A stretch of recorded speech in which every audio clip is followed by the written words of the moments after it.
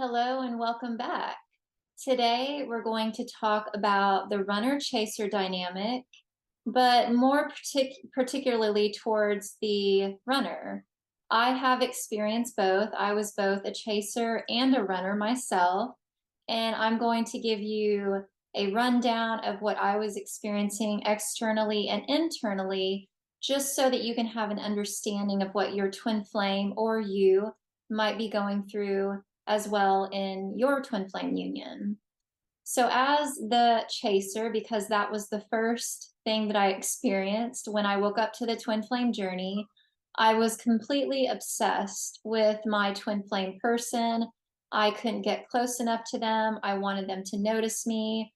I was seeking a lot of love and validation from them.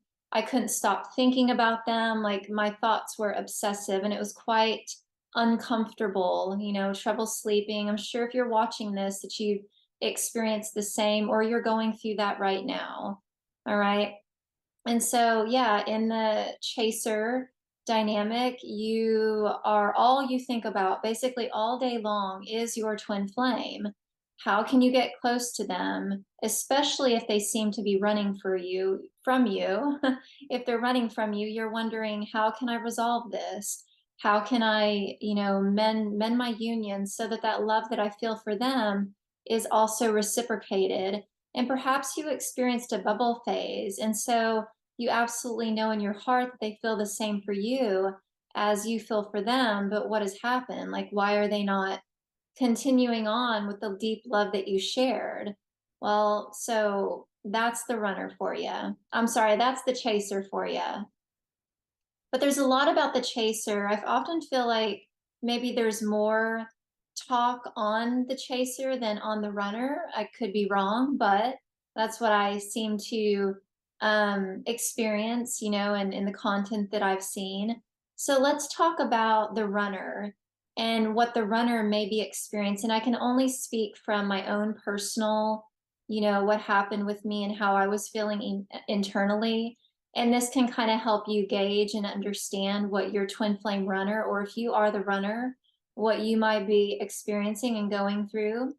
And when as my twin flame and I were coming closer and I was doing my inner healing work, there was massive amounts of triggers. There was a lot of upsets, and it almost felt like a deep love. It was like a deep love, but also there was like a lot of hatred and anger there because of the triggers.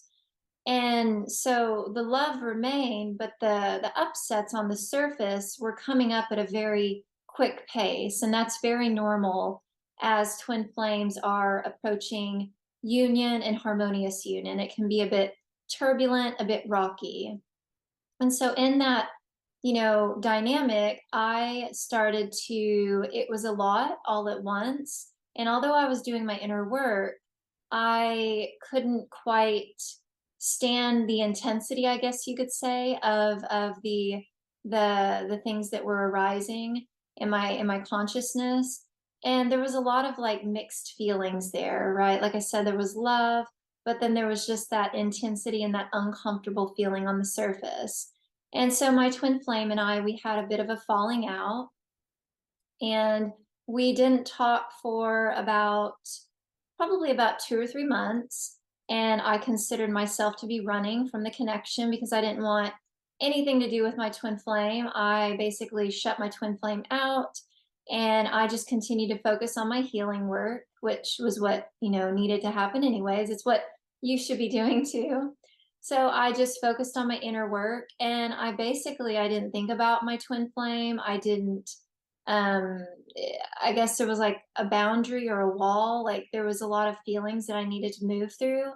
And I guess so my reason for running was so that I could have space to fully feel through my feelings and not have that direct mirror, so close to me in my physical reality. And that was what I needed at the time in order to move through all of those uncomfortable feelings. And so I was emotionally and energetically running, but little did I know that as I was doing my inner work, I was actually drawing that connection closer and closer and approaching my harmonious twin flame union. And so just to, yeah, recap, like how I felt as the runner is I felt a lot of uncomfortable feelings, a lot of upsets, a lot of like, don't want this, this is too much, can't handle it, gotta get away, gotta move through my feelings, I need space, putting up a boundary.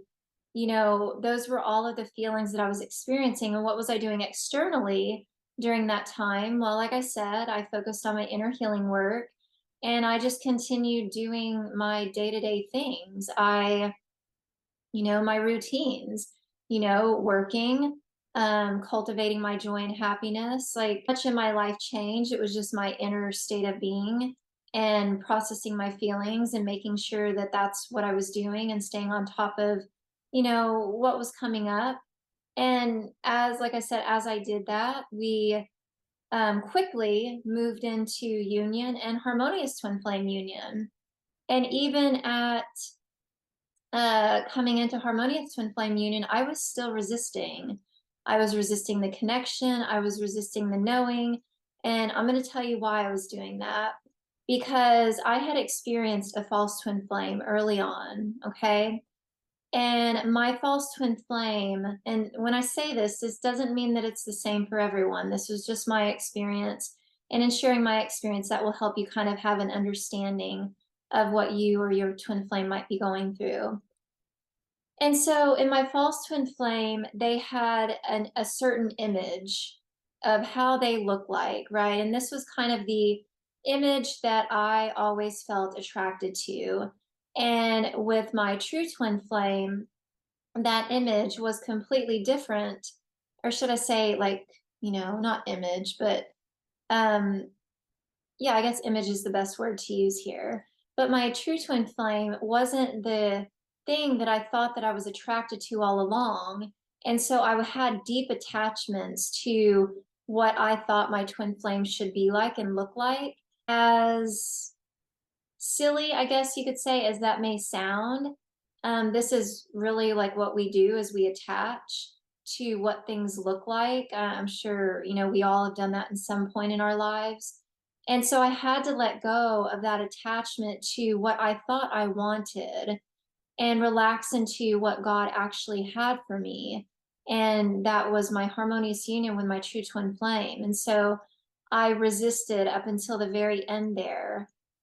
And then because I was doing my inner work and I was loving myself through that process, and my twin flame stood firm firm in his peace and didn't back down, just remained with God. Because we're one, I couldn't help but surrender into that. It was almost like, I guess you could describe it as a vortex. Like I couldn't help but just relax into that peace that I could feel underneath there. And as I did that, deep harmony and deep peace just flooded my chakras and my heart.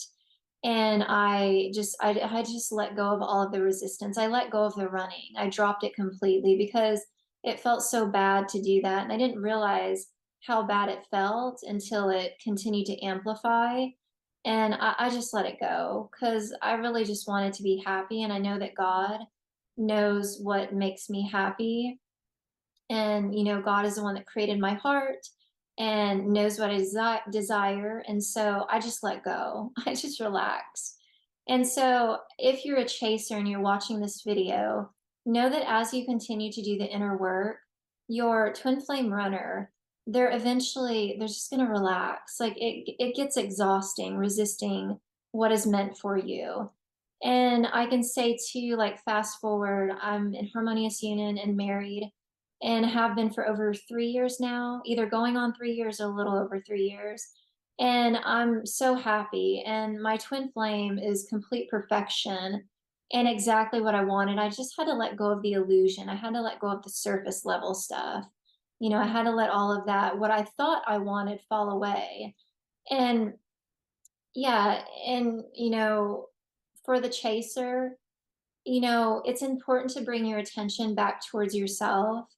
Your twin flame is not your source. And I can say that because, in the beginning when I was chasing, I was attempting to use my twin flame person as my source of happiness, my source of validation. my source of love. And that only repelled them further and further away from me. So as a chaser, you too want to bring your attention back towards self and focus on loving you, focus on your happiness and your joy. And as you do that, that peace that you hold in your heart, that's what attracts your runner to you. Actually, what keeps, or it's what stops them from running, and then they can really like relax and they can feel through their feelings. They can process the connection and what's going on. And then you'll find that as you keep doing that, you stay centered within yourself.